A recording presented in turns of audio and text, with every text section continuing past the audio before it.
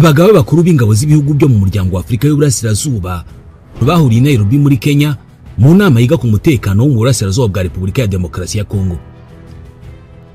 Umugaba mukuru w'ingabo z'u Rwanda General Mubarak Muganga ni umwe mu bitabiriye iyi nama yateguwe n'ibiro by'umunyamabanga mukuru w'umuryango wa Afrika y'Uburasirazuba Veronica Nduva. Ibiro by'ingabo z'u Rwanda RDF byasobanuye ko imyanzuro yafatiwe muri iyo nama izagezwa ku itsinda rihuriweho ry'abagabo bakuru b'ingabo muri AC n'umuryango wa Afrika y'Amajyepfo SADC, ubwo iri tsinda rizahurira i Nairobi ku itariki ya 24 y'uku kwezi kwa kabiri. Ubwo abakuru b'ibihugu byo muri iyi miryango yombi bahuriraga i Dar es Salaam muri Tanzania ku itariki ya 8 y'ukwezi kwa kabiri, niho banzuye ko abagabo bakuru b'ingabo bazahura bakaganira ku buryo imirwano izahagarara mu burasirazuba bwa Repubulika ya Demokarasi ya Kongo. Byateganijwe ko abagabo bakuru b'ingabo bo muri iyi miryango ibiri bazategura raporo y'uko iyi mirwano igomba guhagarara, bakazayishyikiriza ba ministre b'ingabo bo muri iyi miryango nabo bakazayemeza. Aba basirikare bahuye mu gihe imirwano ikomeje hagati y'umutwe witwaje intwaro wa M23 n'ihuriro ry'ingabo za Repubulika ya Demokarasi ya Kongo ikomeje mu ntara ya Kivu y'Amajyaruguru na Kivu y'Amajyepfo. Guhura kwabo usibye kuba gushobora gutuma imirwano ihagarara, ariko bishobora no gutuma abasirikare ba Afrika y'Epfo bagiye kumara ukwezi bagotewe n'ingabo za M23 mu mujyi wa Goma na Sake babohorwa. Nubwo ibi byose birimo gukorwa ngo imirwano ihagarare, ariko ibindi bikorwa birimo kuba ahabera intambara byo nta cyizere bitanga cyo guhagarara kw'imirwano, kubera ko buri ruhande rurimo kurushaho kongera imbaraga zo kurwana. Ibi reka tubivugeho. Aba bagabo bakuru b'ingabo ibyo baganiriyeho nibigamije guhagarika imirwano. Ibi nibyo bisabwa n'abanyapolitike batandukanye hirya no hino ku isi ndetse n'umuryango mpuzamahanga muri rusange. Abatungwa agatoki muri iyi ntambara ni Repubulika ya Demokarasi ya Kongo, u Rwanda n'umutwe wa M23. Uyu mutwe w'abarwanyi u Rwanda rushinjwa gushyigikira ni umutwe uri mu ihuriro rya AFC M23. Uyu mutwe urwanira uburenganzira bw'abanyekongo bavuga ikinyarwanda, by'umwihariko abo mu bwoko bw'abatutsi. Aba bamaze imyaka bicwa ndetse basabwa kuva ku butaka bwabo muri Kongo kubera ko bamwe mu banyapolitike muri Repubulika ya Demokarasi ya Kongo babashinja kuba abanyarwanda. Ibi ni nabyo byaviriyemo ababarirwa mu bihumbi muri bo guhungira mu Rwanda, mu Burundi, muri Kenya n'ahandi mu karere. Bamwe mu bicwa muri Repubulika ya Demokarasi ya Kongo ni Abanyamulenge. Murabyibuka mu biganiro byacu tuvuga undi mutwe w'abarwanyi witwa Twirwaneho washinzwe n'aba Banyamulenge. Uyu mutwe w'Abanyamulenge wa Twirwaneho uherutse gupfusha wari umuyobozi wawo Colonel Rukunda Michel Makanika. Yishwe n'igitero cya drone bivugwa ko cyagabwe n'ingabo za Kongo. Ibi twabivuzeho. Uyu munsi iri huriro ry'imitwe ya AFC M23 ryavuze ko rigiye kwihuza n'uyu mutwe wa Twirwaneho.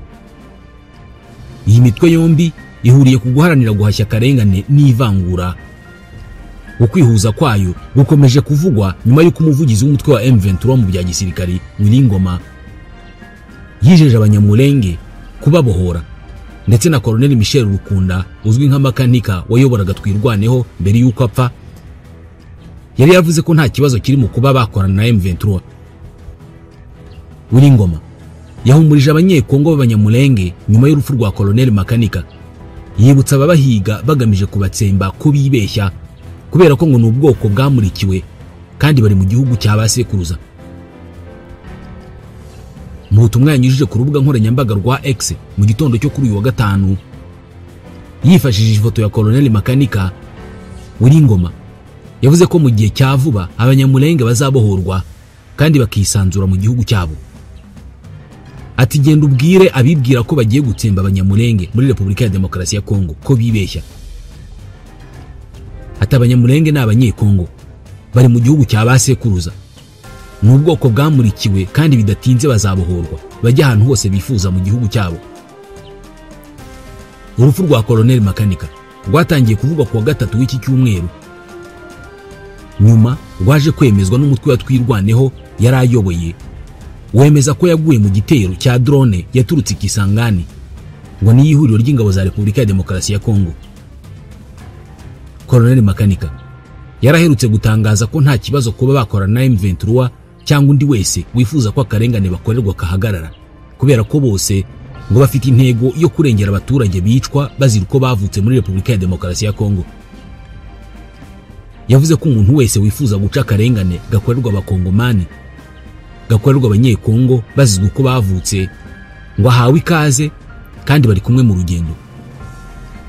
Uyu Colonel Makanika yahoze ari mu ngabo za Repubulika ya Demokarasi ya Kongo, ava muri iki gisirikare mu 2020 atorotse aho yakoreraga muri teritwari ya Walikale muri Kivu ya ruguru. Nyuma za gutangaza ko yavuye mu gisirikare cya leta ngo ajye gufasha kurengera ubwoko bwabo bukomeje kwicwa mu gace ka Minembwe. Yagiye yumvikana nenga igisirikare cya leta ya Kongo kunanirwa kurengera abanyamulenge, akanashinja igisirikare gufasha abarwanyi bo mu moko y'abafurero, abanyindu ndetse n'ayandi ngo kwibasira abanyamulenge. Hashize imyaka myinshi abanyamulenge muri Repubulika ya Demokarasi ya Kongo bicwa.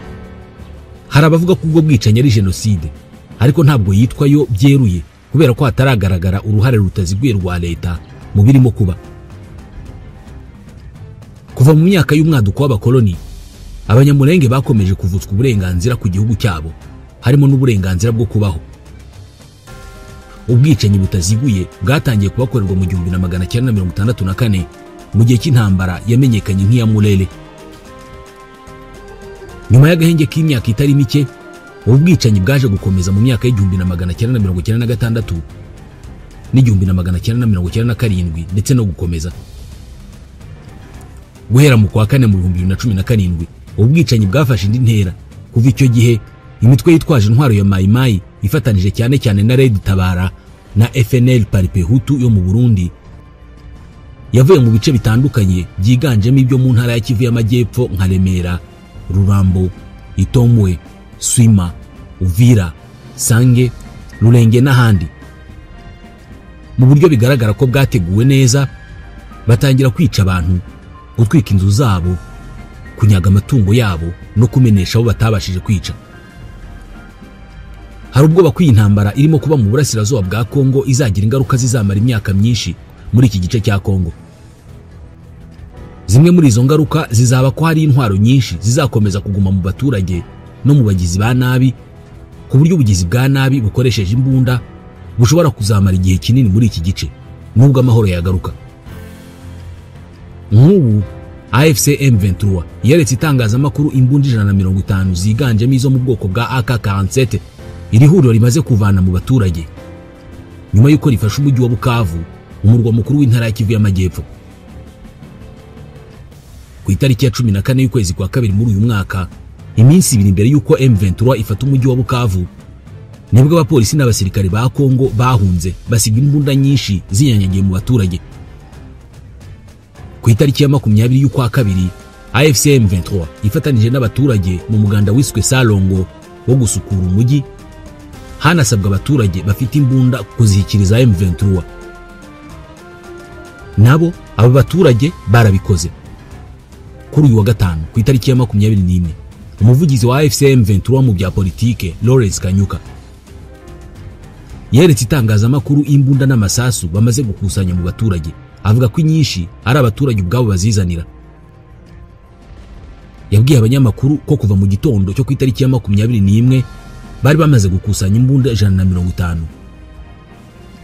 Yavuze ko kuwa kane hari abana bo mu mujyi wa Bukavu barimo bakinisha imbunda umubyeyi wabo yasize mu rugo, umwe arasa mugenzi we arapfa.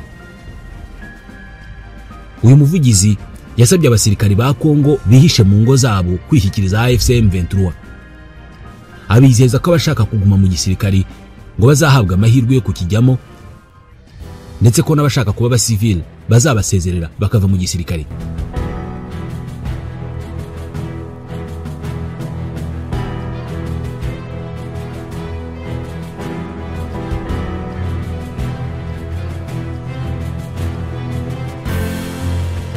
Ku itariki ya 16 y'uku kwezi kwa kabiri nibwo M23 yemeje ko yafashe umujyi wa Bukavu nyuma yo kwirukanamo abasirikare bo mu ihuriro ry'ingabo za leta. Kuva uwo munsi abarwanyi ba M23 batangiye ibikorwa byo gushakisha abafite intwaro bari bakishe muri Bukavu no guhangana n'abasirikare bari barahungiye mu majyepfo y'uburasirazuba bw'uyu mujyi. Usibye ingaruka y'umutekano muke ishobora kuzamara igihe kinini muri aka gace k'uburasirazuba bwa Repubulika ya Demokarasi ya Kongo, ingaruka zikomeye z'iyi ntambara zo rwose ubu ngubu zirahari, by'umwihariko izishingiye ku mibanire y'ibihugu byo mu karere ndetse n'imibanire mpuzamahanga muri rusange. Nk'ubu Minisiteri y'Ububanyi n'Amahanga y'Ubudage yahamagaje ambasaderi w'u Rwanda muri iki gihugu Igor Cesar bijyanye n'iyi ntambara ikomeje kuba mu burasirazuba bwa Repubulika ya Demokarasi ya Kongo. Ambasaderi Cesar yahamagajwe kuwa kane ku itariki ya 20 y'uku kwezi. Mu itangazo Minisiteri y'Ububanyi n'Amahanga y'Ubudage yashyize hanze, yavuze ko uyu mudiplomate w'u Rwanda yahamagajwe kugira ngo haganirwe ku ntambara umutwe wa M23 urimo n'ingabo za Kongo. Yavuze ko leta ya Repubulika ya Demokarasi ya Kongo ikwiriye kwemera kuganira na M23 ndetse igaha agaciro impungenge z'u Rwanda mu bijyanye n'umutekano warwo. Ambasaderi Igor Cesar aherutse kunenga abagize inteko ishinga amategeko y'umuryango w'ubumwe bw'Uburayi basabye komisiyo n'akanama k'uyu muryango gufatira u Rwanda ibihano nyuma yo kurushinja gufasha M23. Ambasaderi Cesar yifashishije imibare y'ubucuruzi bukorwa hagati y'u Rwanda na Repubulika ya Demokarasi ya Kongo, agaragariza abadepite ko u Rwanda rwungukira mu kuba umutekano w'igihugu cy'abaturanyi umeze neza, abasaba kwima agaciro amakuru y'ibinyoma aterwa n'ubunebwe. Uyu mudiplomate ahamagajwe nyuma y'iminsi mike na ambasaderi w'u Rwanda mu Bwongereza Businge Johnston, nawe ahamagajwe na leta y'iki gihugu bigendanye n'iyi ntambara. Umuvugizi wungirije wa guverinoma y'u Rwanda Alain Mukurarinda aherutse gutangaza ko kuba umudiplomate w'u Rwanda yahamagazwa kubera intambara yo muri Kongo ngo nta kibazo kibirimo. Yagaragaje ko guhamagazwa ari inzira yo gusobanura imiterere no kubona amakuru yimbitse ku kibazo cy'umutekano muke mu burasirazuba bwa Kongo. Undi mu ambasaderi w'u Rwanda wahamagajwe n'uruhagarariye mu muryango w'ubumwe bw'Uburayi. Nyuma y'ihamagazwa rya ambasaderi w'u Rwanda muri uyu muryango w'ubumwe bw'Uburayi, nawe ngo asubize bimwe mu bibazo ku mutekano muke mu burasirazuba bwa Kongo u Rwanda rushinjwa kugiramo uruhare. U Rwanda rwasobanuye ko narwo rwemeranya n'umuryango w'ibihugu by'ubumwe bw'Uburayi ko igisubizo cya politike n'ibiganiro bigamije guhuza impande zose zirebwa n'iki kibazo ariyo nzira yonyine ishobora kugera ku mahoro arambye. U Rwanda rwavuze ko rushyigikiye byimazeyo imyanzuro y'inama ihuriweho y'umuryango w'ibihugu byo mu burasirazuba bwa Afurika EAC n'umuryango w'ibihugu byo mu majyepfo ya Afurika SADC. Imyanzuro yanashyigikiwe cyangwa se yashimangiwe n'umuryango wa Afurika yunze ubumwe ku itariki ya 15 muri uku kwezi, isaba guhagarika imirwano no gushyiraho uburyo bw'ibiganiro byimbitse hagati y'impande zose zirebwa n'ikibazo harimo na M23. Ibi ku Rwanda ngo bizatuma FDLR ishyigikiwe na leta ya Kongo irwanywa, ingabo zose z'amahanga ziri mu burasirazuba bwa Kongo zikurweyo zitahe, ndetse n'ingamba z'u Rwanda zo kwirwanaho zikurweho. U Rwanda rwasabye umuryango w'ubumwe bw'ibihugu by'Uburayi gushyira igitutu ku mpande zose bireba kugira ngo haboneke agahenge nyakuri. U Rwanda rwamaganye uburyo bwimakajwe n'umuryango w'ubumwe bw'Uburayi bwo guhitamo uruhande rumwe muri iki kibazo, aho uyu muryango udashyira igitutu kuri Kinshasa kingana n'igishyirwa ku bandi ku ruhare rw'iki gihugu mu gukomeza gukaza umurego w'iki kibazo. Agahenge ntabwo gashobora kubahirizwa n'impande zimwe gusa mu zirebwa n'iki kibazo, haba mu buryo buziguye cyangwa se ubutaziguye. Kuri iyi ngingo kandi Inteko Ishinga Amategeko y'u Rwanda yamaganye imyitwarire y'Inteko Ishinga Amategeko y'umuryango w'ubumwe bw'Uburayi kuri iki kibazo cy'umutekano muke mu burasirazuba bwa Kongo. Inteko Ishinga Amategeko y'u Rwanda isanga ibihuha bitangazwa kuri iki kibazo biba bigamije guhungabanya umutekano w'u Rwanda n'ibyo rwagezeho mu myaka 30 ishize. Mu nama ihuriweho n'imitwe yombi yateranye ku gicamunsi cyo kuri uyu wa gatanu, abasenateri n'abadepite mu Rwanda bavuze ko ibivugwa ku Rwanda bikubiye mu mwanzuro wafashwe n'iyo nteko y'ubumwe bw'Uburayi ku kibazo cy'umutekano muke muri Kongo ngo ari igitutsi ku Rwanda no ku mugabane wose wa Afurika, bityo ko bikwiye kunengwa no kwamaganwa na buri wese.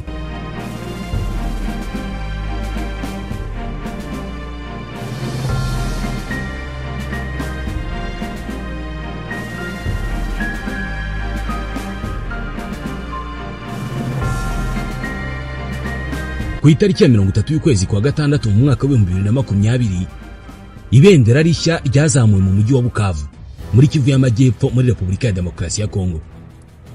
Cyari igitambaro cy'urukiramende gifite imirongo 3 y'amabara atandukanye: umuhondo, umukara n'ubururu, ndetse n'inyenyeri y'umweru iri mu ibara ry'umukara riri hagati. Amatangazo n'inyandiko bitazwa babyanditse byajyanye n'iri bendera rishya byari bifite ubutumwa busa n'ubudasobanya. Repubulika ya Kivu niko hari handitseho. Icyo gihe ibitekerezo byagiye mu byerekezo bitandukanye. Bamwe barabyishimira, abandi barabyamagana cyane, bavuga ko ari umugambi wo gucamo ibice Repubulika ya Demokarasi ya Kongo watekerejwe n'abanyaburayi.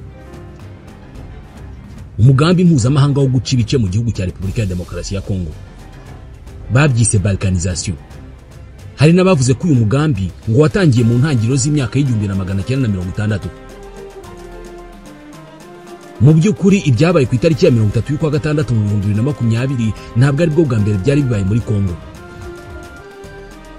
Kenshi hagaragaye ibikorwa by'amashyaka cyangwa se inyeshyamba zivuga ko zishaka kwitandukanya na Repubulika ya Demokarasi ya Kongo. Mu myaka y'1960 hari hamaze kubaho ibitekerezo bibiri nk'ibi ngibi byatewe inkunga cyangwa se bishyigikirwa n'Ababiligi. Kimwe cyatumye habaho kwitandukanya kw'intara ya Katanga, ikindi gituma habaho kwigomeka kwa Kasai y'Amajyepfo. Ibi bice byose bishaka kwiyomora kuri Repubulika ya Demokarasi ya Kongo ngo bibihugu byigenga.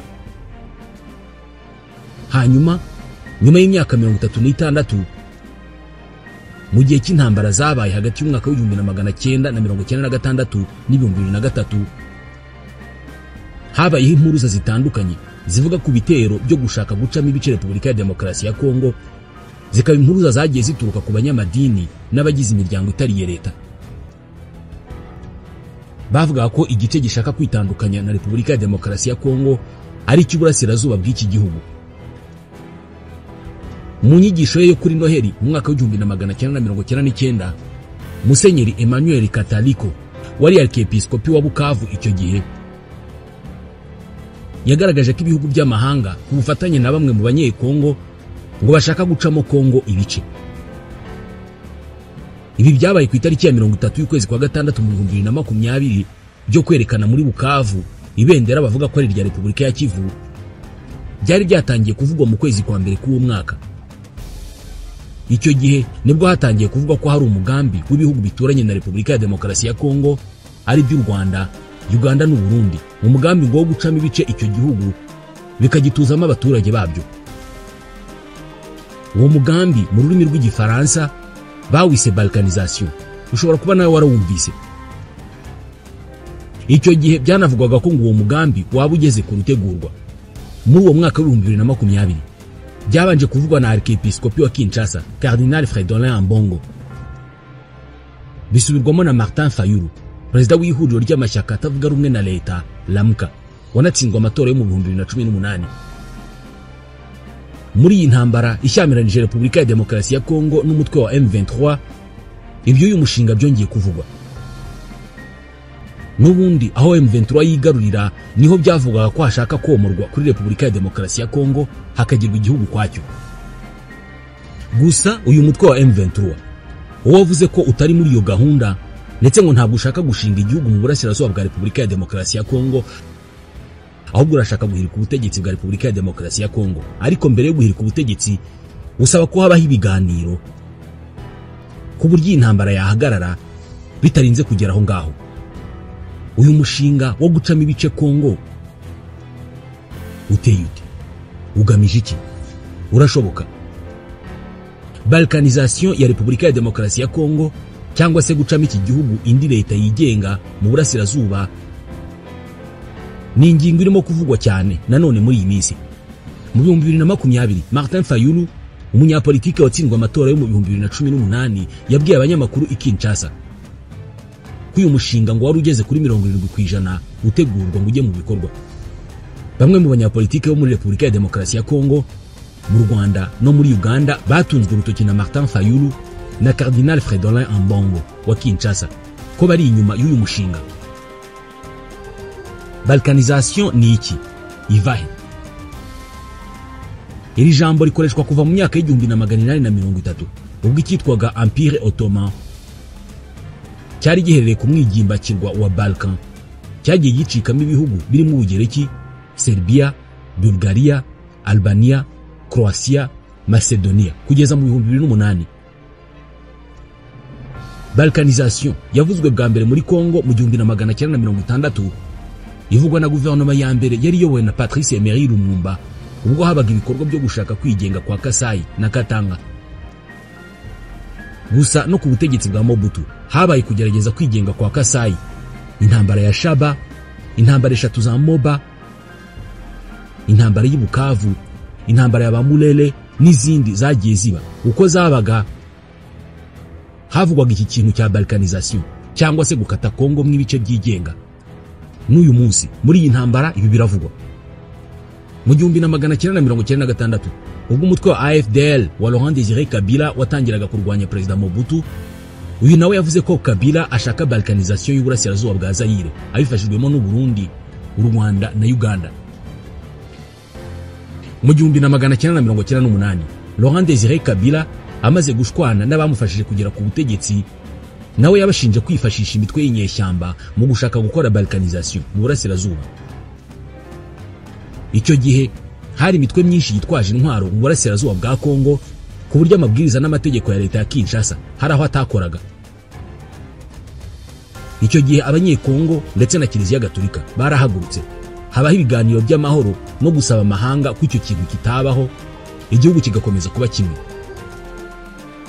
Bamwe mu basesengura politike y'akarere ndetse n'abanyamateka bavuga ko kuva mu mwaka wa 2003 kugera ejo bundi M23 ifashe Goma na Bukavu hari ibice by'uburasirazuba bwa Kongo bisa n'ibitagengwa n'amategeko ya leta ya Kinshasa. Havugwa ko igice kiruta 40% by'uburasirazuba bwa Kongo cyagenzurwaga n'imitwe yitwaje intwaro, aho leta itashoboraga gukandagira. Aha rero abantu benshi ntabwo bashaka kuvuga balkanisation, ariko nta nubwo bashaka no kwemera ko hari uduce tunini tutagenzurwa na leta ya Kongo. Kuri bamwe mu basesenguzi mu bya politike, uku ni ukuri abantu bamwe badashaka kuvuga beruye. Ubu hashize imyaka igera ku 10 bigaragara ko leta ya Kongo itagenzura agace kose ka Beni, agace ka Masisi, agace ka Rucuru, agace ka Walikale, agace ka Kale muri Kivu y'Epfo n'ahandi nka Minembwe. Utu duce tugenzurwa n'imitwe y'inyeshyamba z'abanyekongo ndetse n'iyabavuye mu bihugu bituranye. Byemezwa ko muri iyo mitwe harimo ikoreshwa n'abategetsi bo mu bihugu bituranye na Kongo ndetse n'abategetsi bo muri Repubulika ya Demokarasi ya Kongo. Bwana Fayulu Martin yakunze kuvuga ko uwo mushinga wa balkanisation ngugeze kuri 70% utegurwa. Yigeze kubwira abanyamakuru i Kinshasa ko abategetsi b'ibihugu bituranye ndetse na bamwe mu bategetsi ba Kongo barimo gufatanya muri uwo mushinga. Ntabwo yavuze amazina yabo yeruye. Cardinal Fridolin Ambongo wa Kinshasa nawe inshuro zirenze imwe yavuze ko mu ruzinduko yigeze gukorera mu burasirazuba bwa Kongo yabonye ko hari umugambi wa balkanisation. Nawe yemeza ko hari ibihugu n'abanyapolitike ba Repubulika ya Demokarasi ya Kongo bafite uruhare muri uwo mushinga. Ambassadeur Olivier Nduhungirehe ni minisitiri w'ububanyi n'amahanga w'u Rwanda, yigeze kubazwa kuri ibi bivugwa abibajijwe na BBC, maze avuga ko iby'uwo mugambi no kubishyira mu Rwanda ari ibintu bivugwa gusa bidafite ishingiro. Ku mbuga nkoranyambaga hari ibitekerezo bicikubiri kuri uwo mugambi. Bamwe bemeza ko hari koko, abandi bakavuga ko ari ikintu cyabaringa kivugwa kikanakoreshwa mu nyungu za politike kuva kera. Nyuma y'uko ibi bintu bitangiye kuvugwa cyane mu 2020 na nyuma y'ibyatangajwe na Cardinal Fridolin Ambongo, igisirikare cya Kongo nacyo cyatangaje ko hari bigaragaza ko umugambi wa balkanisation cyangwa se gucamo Kongo ibice nguriho koko. Gusa izi ngabo zivuga ibi nizo ziri mu bikorwa byo kurwanya imitwe yitwaje intwaro ndetse zari zatangaje ko zigiye gufatanya n'ibihugu bituranye. Hari umunyamategeko akaba n'umusesenguzi wa politike Nixon Kambale wigeze kubwira BBC ko iyi balkanisation ya Kongo ishoboka kubera ko hari amoko y'abanyekongo agenda yimuka afite intwaro akajya ahantu hamwe cyangwa se ahandi mu burasirazuba agaragaza gushaka kwigenga. Akavuga ko ibingibi byabaye muri Beni na Boga. Ati ibi kandi byabaye muri teritwari ya Jugu muri Ituri, aho abantu baborozi mu bwoko bwa Mbololo bimukanye amatungo yabo kandi banafite intwaro. Ati wakwibaza ngo ni gute aborozi bimuka bakava aha bakajya hariya bafite intwaro leta ntigire ikikora. Ibyo byose n'ibindi bishyirwa hamwe bigatuma bamwe bemeza ko hari igice cya Kongo gishobora kuyivaho. Aha rero nibwo habaho ikiswe balkanization cyangwa guca ibice muri Kongo. Bwana Kambale ariko avuga ko nanone iki kintu cyo gucamo kabiri Kongo ngo kidashoboka kubera umuhate w'abanyekongo, abanyamadini, societe civile n'abanyapolitike bamwe. Ati na Perezida wa Repubulika yigeze kuvuga ko igihe cyose azaba ari ku butegetsi ngo balkanization itazashoboka. Uwo ni Perezida Felix Tshisekedi.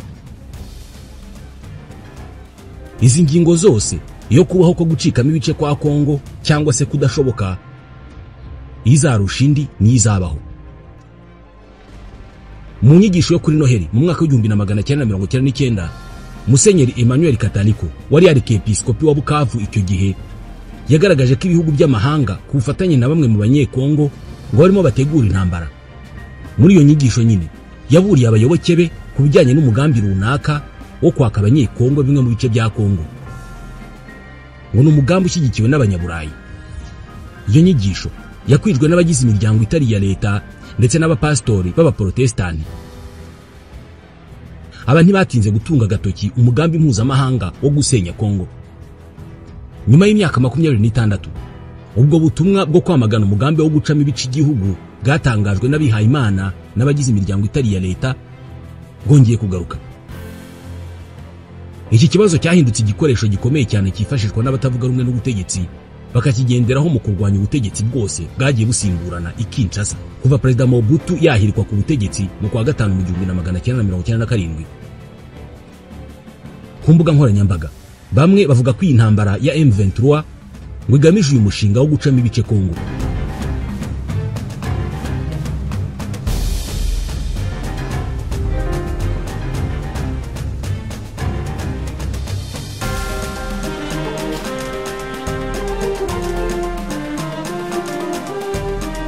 Mu mwaka wa 2024 iby'uyu mushinga byongeye kuvugwa n'umwanditsi w'umufaransa ufite inkomoko muri Cameroun witwa Charles Onana, uherutse no guhamywa ibyaha byo guhakana no gupfobya jenoside yakorewe abatutsi. Mu kwezi kwa gatatu mu 2024 ku itariki ya 16 uyu mugabo yari mu kiganiro mpaka cyabereye muri salle yitwa Monikoso muri kaminuza ya Kinshasa, maze yifashishije amashusho y'amateka n'ibyemezo byanditse agaragaza ko hari umugambi wo gucamo ibice Kongo wateguwe kandi ngo hashize imyaka myinshi. Abanyekongo bagomba kwishyira hamwe bagahagurukira icyarimwe bagahangana n'umugambi wo gucamo ibice Kongo. Kuri we intambara zabaye muri Uganda no mu Rwanda mu myaka ya za 90 ngo nizo zashyizeho umusingi w'uyu mugambi. Bwana Onana yasabye abanyekongo guhagarika impaka zidafite aho ziganisha igihugu cyabo kubera ko ngo Kongo iri mu kaga gakomeye. Abavuga ibi uyu munsi by'umwihariko kuri iyi ntambara irimo kuba muri Repubulika ya Demokarasi ya Kongo bavuga ko igice gishaka kwiyomora kuri Repubulika ya Demokarasi ya Kongo ngo ari igikungahaye ku mabuye y'agaciro akenewe cyane mu gukora imodoka zikoreshwa n'amashanyarazi. Umuherwe wa mbere ku isi Elon Musk afite uruganda rukomeye rukora izi modoka rwitwa Tesla. Uyu muherwe usibye kuba ari inshuti ya Donald Trump ari no mu butegetsi bwa Leta Zunze Ubumwe za Amerika. Aha niho haherwa havugwa uruhare rwa Amerika muri ibi. Hari abajya kure cyane ku mbuga nkoranyambaga bakavuga ko iyi ntambara yubuye mu 2021 ngo yategereje irahira rya Donald Trump ngo ikaze umurego M23 yigarurira ibice bitandukanye bikomeye birimo Goma na Bukavu. Ariko se uretse ibitekerezo nk'ibi by'abaturage ndetse n'ababitekereza gutyo, gushinga igihugu cyigenga mu ntara za Kivu zombi birashoboka? Birashoboka biturutse ku ntambara ya M23. Ibi kubyemeza cyangwa se kubihakana byagorana kubera ko ukurikije iby'amateka yagaragaje byombi birashoboka. Impamvu ushobora gushingiraho ubihakana ni nyinshi.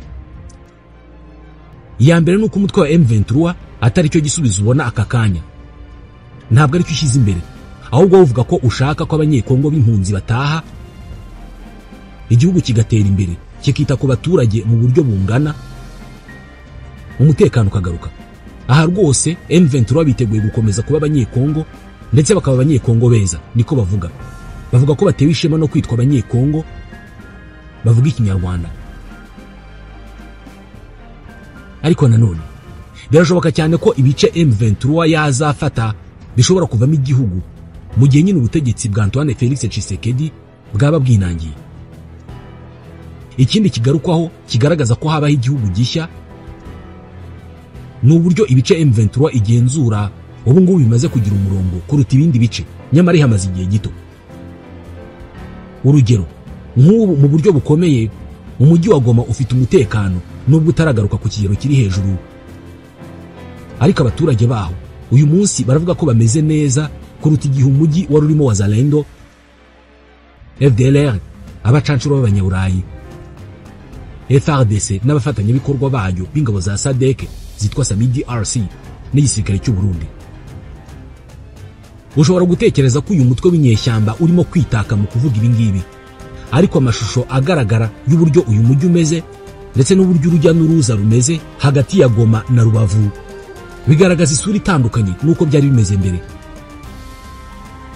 I Goma ibintu byose birakora uyu munsi kugera no kuri za banki nk'uko byemezwa na Bertrand Bisimwa uyobora M23. Wemeje ko ibintu byose byafunguye kuri uyu wa mbere ku itariki ya 10 y'ukwezi kwa kabiri, birimo amashuri n'indi mirimo. Ibyo rero byerekana ko M23 ifite ubushobozi bwo gutegeka igice cyayo ku buryo n'igihugu cyashoboka. Ibyo kandi bituma abaturage babagirira icyizere. Ibyo rero ni ikintu gikomeye kubera ko bashobora gushyigikirwa n'abaturage ku buryo na kwa kundi habaho za referendum zibyemeza. Bishoboka cyane ko abaturage batora bemeza ko bashaka kwigenga bari kumwe na AFC M23 kubera uko babanye. Ikindi gikomeye kigaragaza uburyo igihugu cyigenga gishobora kuvuka n'ubufatanye n'amahanga. Ibi ntabwo M23 nabyo yabisize inyuma kubera ko amwe mu mashusho ya Scovia Mutesi nk'uko nabivugaga mu kanya ndetse n'uko byahamijwe na Major General Sultan Makenga, nuko mu bice bafashe hari imishinga yo guteza imbere abaturage nk'iyo kubagezaho amazi meza yakorwaga ku bufatanye n'ubumwe bw'Uburayi, ndetse ngo hari n'imiryango itari ya leta myinshi ikorera mu bice M23 igenzura. Iki ni ikintu gikomeye mu bice byafashwe n'inyeshyamba ku buryo bigora kwiyumvisha uko hari imiryango mpuzamahanga yakorera mu bice bigenzurwa n'izi nyeshyamba. Ikindi gishoboka kigaragaza uburyo hashobora kubaho igihugu gishya mu bice M23 yafashe ni ukuri kw'amateka n'ibihe, kubera kurebye uko ikibazo cya M23 giteye n'impamvu irwanira zirimo kurengera uburenganzira bw'abanyekongo barimo n'abavuga ikinyarwanda batotezwa n'igihugu cyabo, ntabwo gitandukanye n'ibindi bihugu byaharaniye kwigenga kwabyo bikarangira byigenze koko. Ingero za hano hafi muri Afrika amateka azi wareba nka Sudani y'Epfo. Iki gihugu cyashinzwe nyuma y'intambara y'igihe kirekire yarwanywe n'umutwe wa Sudan's People Liberation Movement SPLM mu gihe cy'imyaka irenga 20. Yari intambara irengera abanyasudani babirabura kandi b'abakristo batotezwaga bakanabuzwa uburenganzira bwabo na leta ya Khartoum y'abarabu b'abayisilamu. Nyuma y'imyaka myinshi barwana, byarangiye aba baturage b'abanyasudani bashinze igihugu cyabo cya Sudani y'Epfo kiriho kuva mu kwa 7 mu 2011. Nubwo kuva icyo gihe nta mutekano kiragira. Muri Namibia, iki nacyo ni igihugu cyabayeho nyuma yo guhaguruka kw'abarwanyi bari bayobowe na nyakwigendera Muzehe Sam Nujoma witabye Imana kuri uyu wa gatandatu ku itariki ya 8 y'ukwa kabiri muri uyu mwaka. Uyu mugabo yafasha abirabura bakorerwaga itotezwa n'irondaruhu mu gace kitwa South West Africa kari karashinzwe n'ubutegetsi bwa bagashaka buhake bwa apartheid muri Afrika y'Epfo. Maze Nujoma abahuriza mu mutwe wa South West Africa People's Organization SWAPO, maze barwanya ubutegetsi bw'abazungu bwabakoreye itoteza ridasanzwe mu gihe cy'imyaka 30 yose kuva muri za 60 kugera bigenze muri 90. Mu buryo bukomeye ntabwo izi ngero tuvuze zitandukanye n'ibibazo bya M23. Ntabwo ushobora kwirengagiza kwigenga kwa Eritrea mu 1993 yiyomora kuri Ethiopia mu ntambara yarambye cyane bigahindura Ethiopia igihugu gidakora ku nyanja nyamara cyarahoranye ubwo buhangange. Ibyo amateka yagaragaje rero nuko abantu batotejwe igihe kirekire iyo bahagurutse bakarwanya uburenganzira bwabo, hari igihe birangira habayeho ikindi gihugu nk'uko bishoboka mu bice umutwe wa M23 urimo kwigarurira. Gusa ibyo gushinga igihugu cyabo bigengaho bifite amahirwe makeya kubera ko ntabwo ari cyo barwana bashyize imbere. Ariko nabyo birashoboka ko byagerwaho mu gihe leta ya Kongo yakomeza gushaka ko ikibazo gikemuka binyuze mu ntambara.